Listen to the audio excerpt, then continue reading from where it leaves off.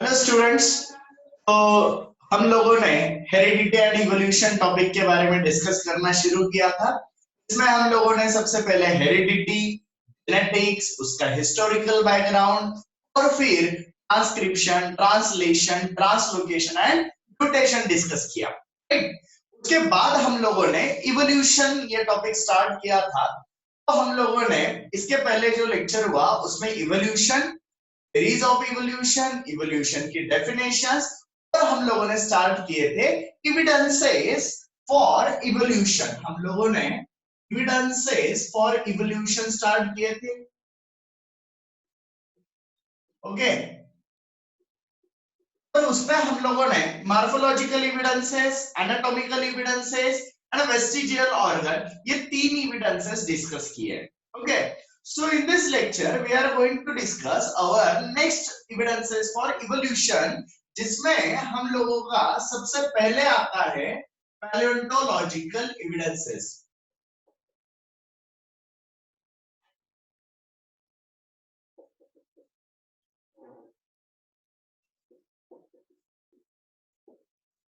Okay, now what is paleontology? It is Paleontology is the study of fossils. Paleontology is the study of fossils. उसको हम लोग बोलते हैं paleontology. Right? Now, what are fossils? Fossils are remnants or impressions of buried organisms.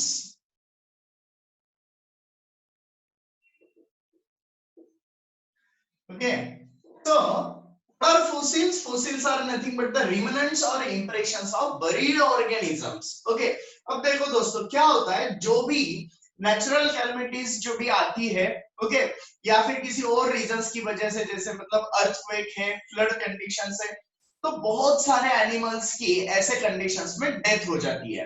Okay, और फिर धीरे धीरे वो ऑर्गेनिजम्स हमारे जमीन के अंदर दब जाते हैं। ओके, अब हजारों साल पुराने धीरे धीरे उस पे लेयर्स बढ़ती जाती है, सॉइल की लेयर्स, और वो ग्राउंड लेवल जो है वो ऊपर चला आ जाता है। ओके, अब इसकी वजह से क्या होता है कि जो पहले ये ऑर्गेनिजम्स डेड हुए थे वो बरी होके नीचे कहीं पे दब गए। ओके, और अगर इनके रिमनेंट मतलब या फिर उनके कुछ अवशेष अगर बाकी है तो उसको हम लोग बोलेंगे रेमनेंट। या फिर बहुत बार ऐसे होता है कि हम लोगों को उनके सिर्फ इंप्रेशंस दिखते हैं। ओके, तो ऐसे जो इंप्रेशंस और रेमनेंट्स होते हैं बरीड ऑर्गेनिजम्स के, उनको हम लोग क्या बोलते हैं, फोसिल्स। और ये फोसिल्स की स्टडी करने वाली जो ब्रांच है बायोलॉजी की, उसको हम लोग क्या बोलते हैं, palaeontology. So palaeontology is the main aspect for study of evolution. Evolution को स्टडी करने के लिए ये बहुत इंपॉर्टेंट एस्पेक्ट है। मतलब हजारों साल पहले कौन से ऑर्गेनिजम्स होंगे, वो कैसे दिखते हैं। आप लोगों ने बहुत बार सुना होगा पहले ये ऑर्गेनिजम्स थे, जैसे डायनासोर का नाम आप लोगों ने सुना है, पहले वो ऑर्गेनिज्म थे, ये ऐसे दिखते होंगे वैसे। तो इवोल्यूशन की ये जो भी थ्योरीज है, ये थ्योरीज बनाने में सबसे ज्यादा मदद करने वाला जो एविडेंस है वो होता है पैलेंटोलॉजिकल एविडेंसेस। ओके, नाउ हम लोग ये पैलेंटोलॉजी जो है इसको स्टडी करने के लिए हम लोगों ने एक मेथड डेवलप किया है, that is called as carbon dating method.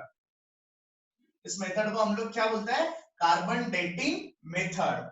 Now देखो, कार्बन की मदद से टाइम फाउंड आउट करना, डेट फाउंड आउट करना, यानी एग्जैक्टली डेट नहीं फाइंड आउट कर सकते, लेकिन कितने साल पुराना, जैसे हम लोगों को कोई फोसिल मिल गया, कोई रिमेनेंट मिल गया, उसके कुछ पार्ट्स मिल गए, तो हम लोग ये ढूंढ सकते हैं कि ये कितने साल पुराना होगा। राइट। और विलियर्ड लिवी नाम के जो साइंटिस्ट थे, उन्होंने ये सबसे पहले ये मेथड फाइंड आउट की और उनको इसके लिए नोबेल प्राइज भी मिला है। ओके, तो ये हो गई कार्बन डेटिंग मेथड। ये क्या हो गया अभी, कार्बन डेटिंग मेथड। तो क्या होता है दोस्तों, अच्छे से देखो, कार्बन डेटिंग हमारे नेचर में नॉर्मली C14 ये कार्बन प्रेजेंट है। नेचर में कौन सा कार्बन प्रेजेंट है, C14 कार्बन प्रेजेंट है। ओके, और लिविंग ऑर्गेनिजम्स में, सो this is present in nature and C12 is present in living organisms.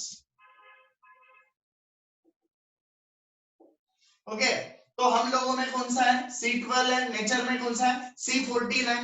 देखो प्लांट्स क्या करते हैं, ये C14 को कंज्यूम करते हैं, right? और फिर उनका फूड बनाएंगे, फोटोसिंथेसिस करेंगे। अब उस प्लांट से हम लोग क्या करते हैं? फूड लेते हैं। तो हमारे बॉडीज में ये C14 आता है। क्या आता है हमारे बॉडीज में? C14 आता है। And this C14 is radio active. ये कैसा है? रेडियो एक्टिव है दोस्तों। Radio active means what?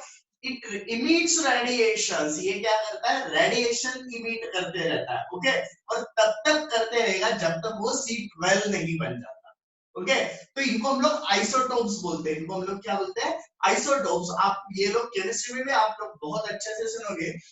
तो ये हायर आइसोटोप है, तो ये तब तक रेडिएशन इमिट करते रहेगा जब तक वो C12 यानी स्टेबल नहीं हो जाता। सो this is non radio active. ये कैसा है? नॉन रेडियो एक्टिव है। ओके, तो अब कार्बन डेटिंग में हम लोग क्या करते हैं? जैसे किसी ऑर्गेनिज्म का डेथ हो गया, ठीक है, और वो ऑर्गेनिज्म का डेथ होने के बाद उसका फूड कंजम्पशन बंद हो गया, फूड कंजम्पशन बंद हो गया, तो उस दिन से C14 उसके बॉडी में आना बंद हो गया। जब तक हम लोग फूड लेते हैं तब तक प्लांट से C14 हमारे पास आ रहा है। जिस दिन हम लोग ये प्रोसेस बंद कर देंगे, यानी जिस दिन डेथ हो जाएगा, तो ये C14 हमारे बॉडी में आना बंद हो गया। जैसे ये बॉडी में आना बंद हो गया, अब ये जो मेरे बॉडी में, जैसे किसी डेड बॉडी में एक लेवल है C14 का, क्या होगा? उससे रेडिएशंस निकलते रहेंगे। ये हजारों सालों तक रेडिएशंस निकलते रहते हैं। ओके, और फिर जैसे 10,000 साल बाद हम लोगों को कोई रिमेनेंट मिल गया, हम लोग क्या कैलकुलेट करते हैं कि ये जो C14 है ये कितना कम हुआ है। रेडिएशन इमिट हो रहे हैं, राइट? तो रेडिएशन इमिट होंगे तो कुछ ना कुछ उसमें एनर्जी जा रही है, यानी मास कम हो रहा है, राइट? तो हम लोग क्या कैलकुलेट करते हैं? C14 by C12 ratio, right? So this ratio, ये हम लोग अगर कैलकुलेट करते हैं, तो अभी हम लोगों ने क्या किया है कि C14 कितने स्पीड से रेडिएशंस को इमिट करता है, ये हम लोगों ने कैलकुलेट किया है। मतलब पर सेकेंड कितना इमिट करता है, उससे हम लोग पर आवर कैलकुलेट करेंगे, पर आवर से हम लोग पर ईयर कैलकुलेट करेंगे, है ना? तो ऐसे ये तो बहुत सिंपल टेक्निक है हमारे लिए मैथमेटिक्स का यूज करके। तो कोई भी डेड बॉडी जब हम लोगों को मिलती है, कोई भी फॉसिल अगर हम लोगों को मिलता है, तो हम लोग क्या करते हैं? उसमें कितना C14 है ये चेक करते हैं। ओके, तो एक अमाउंट है, राइट? सो C14 से कितना कम हुआ, ये अगर हम लोग मेजर करते हैं तो उसको कितना टाइम लगता है, ये हम लोग मेजर कर सकते हैं। वो मेजर किया तो हम लोगों को क्या पता चलेगा? Date of that fossil, of that animal और ऑफ दैट ऑर्गेनिज्म, कि वो कितने साल पहले उसकी डेथ हुई है, ये हम लोग इस मेथड से ढूंढ सकते हैं। अभी मैं आपको कुछ डायग्राम दिखाता हूं। ओके, जो फोसिल्स के डायग्राम है आपके टेक्स्ट बुक में दिए हुए हैं।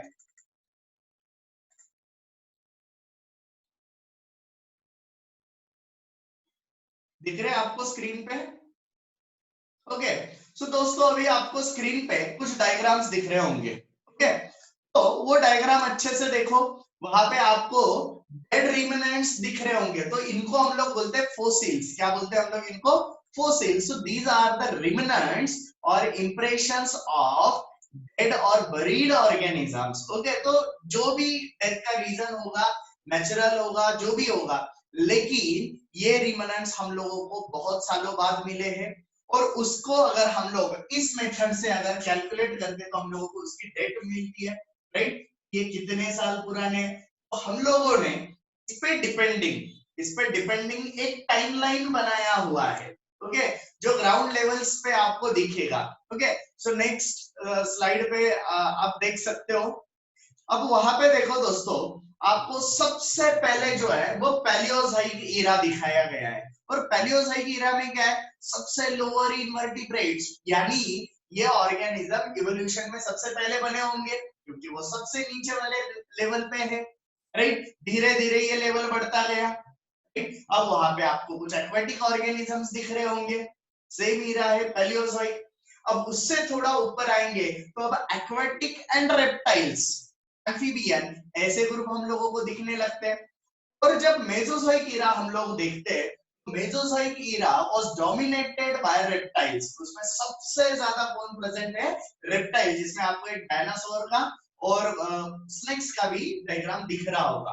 Okay, and now the modern days, आज के जो दिन है, तो यह अब यहाँ पे मैमल्स और एव्स है ना, बर्ड्स, ये सबसे ज्यादा डोमिनेटेड है। तो वो आपको अभी सबसे ऊपर वाले लेवल पे दिख रहे, यानी कुछ साल पहले तक, मतलब कुछ हजारों साल पहले से अभी हम लोग डोमिनेटेड है, एव्स एंड मैमल्स। उसके नीचे जाएंगे तो उस टाइम में आपको सिर्फ और सिर्फ रेप्टाइल्स दिखाई देते हैं। वो पूरे एक लेवल में आपको सिर्फ रेप्टाइल के फॉसिल्स मिले हैं। इसका मतलब उस समय सिर्फ रेप्टाइल प्रेजेंट थे। उसके थोड़ा नीचे जाएंगे तो एक्वाटिक ऑर्गेनिजम्स मिलते हैं, उसके और नीचे जाएंगे तो लोअर इनवर्टिब्रेट्स हम लोगों को मिलते हैं। So this is about palaeontological evidences. ये क्या था? Palaeontological evidences. What is palaeontology? It is study of fossils. Fossils क्या होते हैं? रेमिनेंट्स और impressions of buried organisms. Okay, and carbon dating method, इसके लिए हम लोग यूज करते हैं। तो कार्बन डेटिंग में क्या यूज करते हैं हम लोग? C14 C12 ratio. So what is C14? It occurs in nature and it is radioactive. C12 living organisms में होता है और नॉन रेडियोएक्टिव होता है ना। जैसे ही हम लोग जो उसको डिग्रेड करते हैं और बनाते हैं, वो हमारा हुआ C12। जो बाहर से कंज्यूम कर रहे हैं that is C14। Okay, so this is about palaeontological evidences. ये किसके बारे में था दोस्तों? Paleontological evidences. अब इसके बाद हम लोगों को डिस्कस करना है connecting links. Next is connecting links. क्या है अभी हमारे लिए? Connecting links.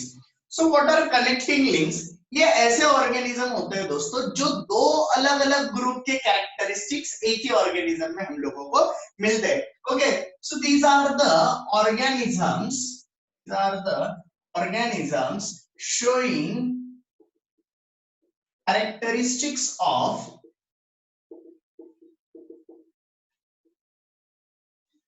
two different groups. Okay, so ऐसे ऑर्गेनिज्म जो दो अलग अलग ग्रुप के कैरेक्टरिस्टिक्स दिखाते हैं, इनको हम लोग बोलते हैं कनेक्टिंग लिंक। इसका मतलब क्या? कि जो दो ग्रुप हम लोगों को दिख रहे हैं वो कभी ना कभी एक थे और वहां से ये सेपरेट हुए, ओके, या फिर किसी एक ऑर्गेनिज्म से दूसरा डेवलप हुआ है और वो डेवलपिंग स्टेज में बीच में ये कनेक्टिंग लिंक था, है ना। धीरे धीरे ही हुआ होगा, अचानक से एक ऑर्गेनिज्म दूसरे ऑर्गेनिज्म में तो कन्वर्ट नहीं होगा। तो ऐसे जो ऑर्गेनिज्म है जो दो अलग अलग ग्रुप के कैरेक्टरिस्टिक्स दिखाते हैं, उनको हम लोग बोलते हैं कनेक्टिंग लिंक। अब देखो दोस्तों, इसमें हम लोगों को एक एग्जांपल है पेरिपेटस, राइट।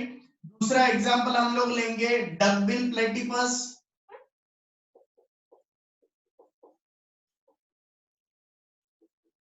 राइट। और तीसरा एग्जांपल आपको दिया हुआ है लंगफिश।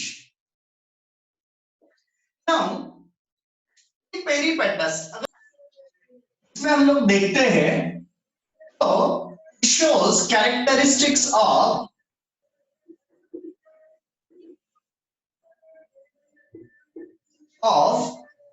two groups,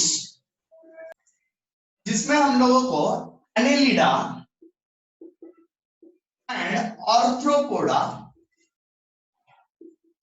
दो ग्रुप के कैरेक्टरिस्टिक्स दिखते हैं। ओके, एनेलिडा एंड आर्थ्रोपोडा हम लोग एनिमल क्लासिफिकेशन में देखने वाले हैं दोस्तों। हम लोगों ने एनिमल्स को क्लासिफाई किया है दो मेजर ग्रुप में, chordates and non chordates. Okay, और फिर नॉन कॉर्डेट्स को हम लोगों ने अलग अलग ग्रुप में क्लासिफाई किया है, जैसे Porifera, Aschelminthes, Platyhelminthes, Annelida, Arthropoda, Mollusca, Echinodermata, Hemichordata.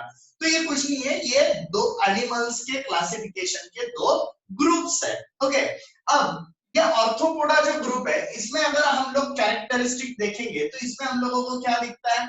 Tracheal respiration, जैसे हम लोगों में लंग्स डेवलप हुए हैं, वैसे आर्थ्रोपोडा ग्रुप में ट्रकिया नाम का जो ऑर्गन है वो डेवलप हुआ है रेस्पिरेशन के लिए।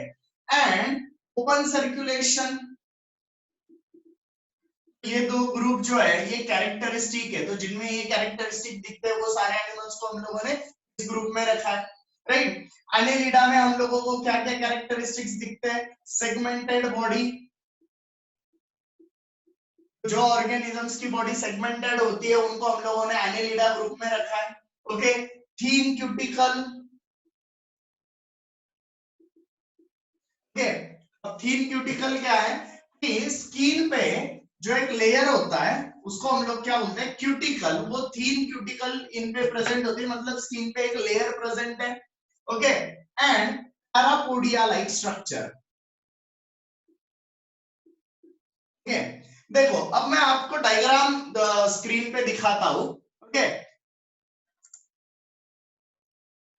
अब उस डायग्राम में आपको तीन ऑर्गेनिज्म दिख रहे होंगे, एक डकबिल प्लेटिपस है, एक लंग फिश है, लास्ट वाला जो डायग्राम दिख रहा है वो है पेरिपेटस का। अब वो डायग्राम को आप लोग अच्छे से देखो, उसकी बॉडी आपको सेगमेंटेड दिख रही होगी, ओके।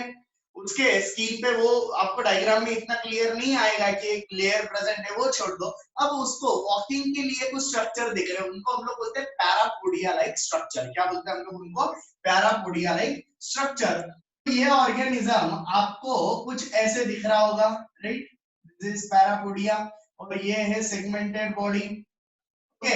सो दीज कैरेक्टरिस्टिक्स अगर हम लोग एक्सटर्नली ये ऑर्गेनिज्म को देखते हैं तो वो कौन से ग्रुप से बिलोंग करेगा? अनेलिडा। अगर इंटरनली हम लोग इसको देखते हैं तो वो क्या दिखाता है? आर्थ्रोपोडा के कैरेक्टरिस्टिक दिखाता है। So this peripatus is the connecting link between annelida and arthropoda.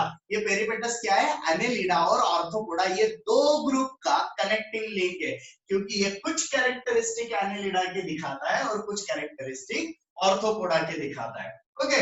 So next हम लोगों ने दूसरा एग्जांपल यहाँ पे लिखा था डकबिल प्लेटिपस का, ओके। नाउ डकबिल प्लेटिपस ये जो ऑर्गेनिज्म है, okay, it shows mammary glands. ये मेमोरी ग्लैंड्स जो होती है दोस्तों, ये स्पेसिफिक कैरेक्टरिस्टिक्स है मैमल्स का, okay. So depending on this organ memory gland presenting, हम लोगों ने एक पूरा अलग से ग्रुप किया है, दैट इज मैमल्स। हम लोग भी मैमल्स में आते हैं, okay. So mammary glands are milk producing glands. ये कौन से ग्लैंड है? Milk producing gland. और ये किस में होते हैं? मैमल्स में होते हैं, right. So it shows mammary glands which is characteristic of mammals। ये किसका कैरेक्टरिस्टिक है? मैमल्स का। और ये इसके अलावा मतलब मैमल का एक कैरेक्टरिस्टिक दिखा दिया, मेमोरी ग्लैंड्स प्रेजेंट है। Apart from this whereas it lays eggs। ये क्या ले करता है? एग्स ले करता है। यानी ये कैरेक्टरिस्टिक किसका हुआ? As reptiles. ये कैरेक्टरिस्टिक किसका हुआ? रेप्टाइल का। तो देखो duckbill platypus shows two characteristics of two different groups, that presence of mammary gland is of mammals while it lays egg as a reptiles, okay। तो ये हुआ डकबिल प्लेटिपस के बारे में। मैंने आपको जो डायग्राम दिखाई थी उसमें पहला जो था वो डकबिल प्लेटिपस था, ओके। नाउ हम लोग तीसरा कैरेक्टरिस्टिक देखने वाले हैं, राइट। तीसरा example that is lung fish, okay. अब लंग फिश आपको डायग्राम में दिख रहा होगा, राइट। अब उसके बारे में थोड़ा बोर्ड पे ध्यान दो और देखो, these are fish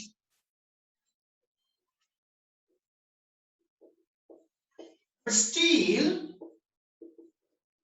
they respire using lungs, okay.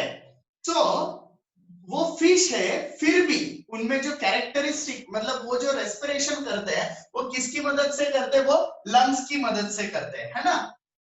So this is lungs. थोड़ा और अच्छे से यहाँ पे लिखता हूँ, right? So this is lungs. So this is about connecting links. So connecting links are the organism showing characteristics of two different groups. जिसमें पहला है पेरिपेटस. पेरिपेटस में दो ग्रुप के कैरेक्टरिस्टिक दिख रहे हैं हम लोगों को, एनेलिडा एंड ऑर्थोपोडा. एनेलिडा के कौन से कैरेक्टर है? सेगमेंटेड बॉडी, कीन cuticle, podia like structure. Arthropoda के कौन से tracheal respiration and open circulation. Next duckbill platypus में हम लोगों को कौन से कैरेक्टरिस्टिक दिखते हैं? That it shows mammary gland. It shows memory glands. ये क्या दिखाता है? Mammary gland which is characteristic of mammal. और ये मैमल का कैरेक्टरिस्टिक है, फिर भी ये क्या करता है? It lays eggs as a reptiles. Okay, so it is connecting link between reptile and mammals. इसका मतलब हम लोग रेप्टाइल से डेवलप हुए हैं. Third example is lung fish. तो दीज आर फिशेस. और फिश के पास लंग्स नहीं होते, बट स्टिल ये फिश है और इसके पास क्या है? लंग्स है. So these are connecting links. ये ऑर्गेनिजम्स को हम लोग क्या बोलते हैं? Connecting links. अभी लास्ट एविडेंसेस हमारे बाकी है, that is embryological evidences. Okay, तो last evidence is embryological evidences.